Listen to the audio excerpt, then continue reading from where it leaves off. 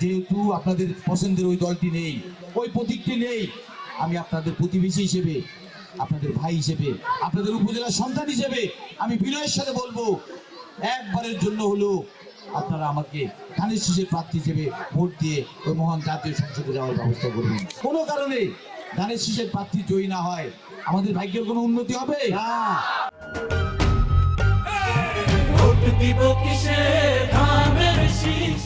স্বতন্ত্র প্রার্থী, যার দল নেই তার কোনো বল নেই, তারা নিজেরাই তো নিজেদের উপকার করতে পারে না।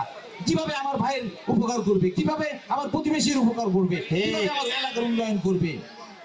এই জন্য আমি বিনয়ের সাথে বলবো, দল মতের ঊর্ধ্বে গিয়ে, যেহেতু আপনাদের পছন্দের ওই দলটি নেই, ওই প্রতীকটি নেই, আমি আপনাদের প্রতিবেশী হিসেবে, আপনাদের ভাই হিসেবে, আপনাদের উপজেলার সন্তান হিসেবে আমি বিনয়ের সাথে বলবো, একবারের জন্য হলো আপনারা আমাকে ধানের শীষের প্রার্থী হিসেবে ভোট দিয়ে ওই মহান জাতীয় সংসদে যাওয়ার ব্যবস্থা করবেন।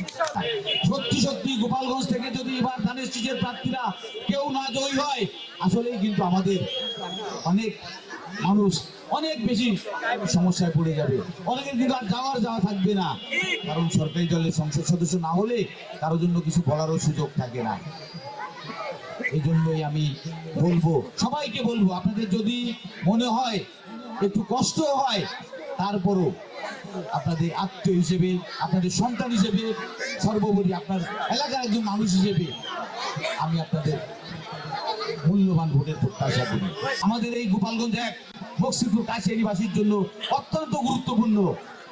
আমরা ভালো থাকবো কি থাকবো না, আমাদের আত্মীয়জন, পরিবার পরিজন ভালো থাকবে কি থাকবে না, আমাদের এই যে উন্নয়নের যে ধারাবাহিকতা, এই রাস্তাঘাট, এগুলো সংস্কার হবে কি হবে না, সেটা কিন্তু নির্ভর করে আপনার একদিনের ওই একটি ভোট।